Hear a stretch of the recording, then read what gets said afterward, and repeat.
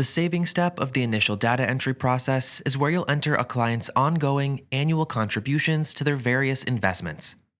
This includes retirement accounts like 401ks and IRAs, Roth accounts, taxable brokerage accounts, and much more. Do note that the savings area is not where we'll actually enter the balances of these accounts, only the contributions. The accounts themselves, along with their current balances, are entered in the net worth section of the data entry process. After creating a new household, there will be a few savings cards pre-populated in this area when you first open the client plan. You'll find a 401k savings card for each client, and you may also see a taxable savings card depending on your plan settings. Let's start by taking a look at the 401k savings card for our first client. Click on the card to open a drawer on the right side of your screen where you can enter more information. These cards are used to reflect both the client's own contributions as well as any employer match. The client contributions can be entered as either an annual dollar amount or as a percentage of the client's income. There's also an option for clients who are maximizing their contributions each year. By default, the savings start field will be set to already started, and the saving ends field will be set to the client's retirement age. Although the default selections are suitable for many plans, you can choose a different start or end date for the client's contributions if necessary. Beneath the details of the client's contribution, you'll also want to enter the details of the employer match. A common example of this might look like a full primary match of 100%, up to 3% of the client's contribution, and then a partial secondary match of 50% from 3 to 5% of their contribution. For non-elective employer matches, you can skip the primary and secondary match and instead enter a flat percent or a flat dollar match. These will occur regardless of employee contributions. If some or all of the employer match is designated as a Roth contribution, you can indicate this percentage in the percent of match to Roth field. After entering all of the details, click Save at the bottom of the data entry drawer. If the co-client within the household is also contributing to a 401k, you can click into the other 401k card and fill out the same information. If not, remember that you can always delete data entry cards that you might not need by hovering your mouse over that card and clicking the X icon in the upper right. You may also see a taxable savings card pre-populated in this area.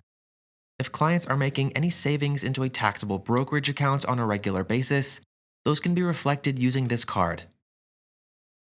Start by choosing the client, co-client, or joint as the owner. Depending on your chosen target option, enter the annual contribution as either a dollar amount or as a percentage of income.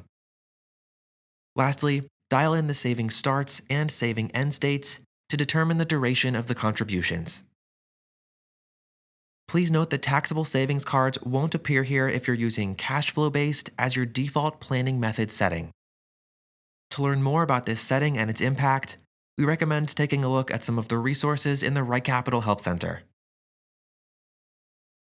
In addition to 401k and taxable savings, additional contributions can be added to the client plan by clicking the Add Saving button in the upper right and choosing from the list of available savings options. There are many options to choose from here, but as a general rule of thumb, you'll want to choose the option that corresponds with the type of account that the client is contributing to. This will ensure that the correct contribution limits are used, that tax implications are correctly captured, and that savings flow through into the correct account bucket within the future-looking projections. RightCapital will automatically cap both employee and employer contributions at the IRS maximums for each account type, including any catch-up provisions for clients over 50. Let's quickly review the available savings options. For clients who may have employer-sponsored retirement plans other than traditional 401ks, you'll also find options for 403b plans, 457b plans, and their Roth counterparts.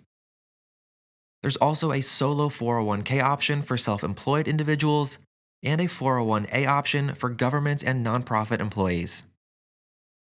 Next, you'll find traditional, SEP, and simple IRA savings options, along with their Roth equivalents. There's also a dedicated savings card for high-income clients making backdoor Roth IRA contributions. Employee and employer contributions to an HSA can be reflected, as well as 529 savings for future education goals.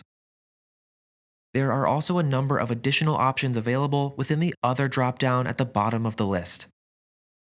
The tax-deferred and tax-free options are notable in that they can be used to reflect contributions coming in from outside of the client plan. These cards are not subject to IRS contribution limits, making them flexible catch-all options.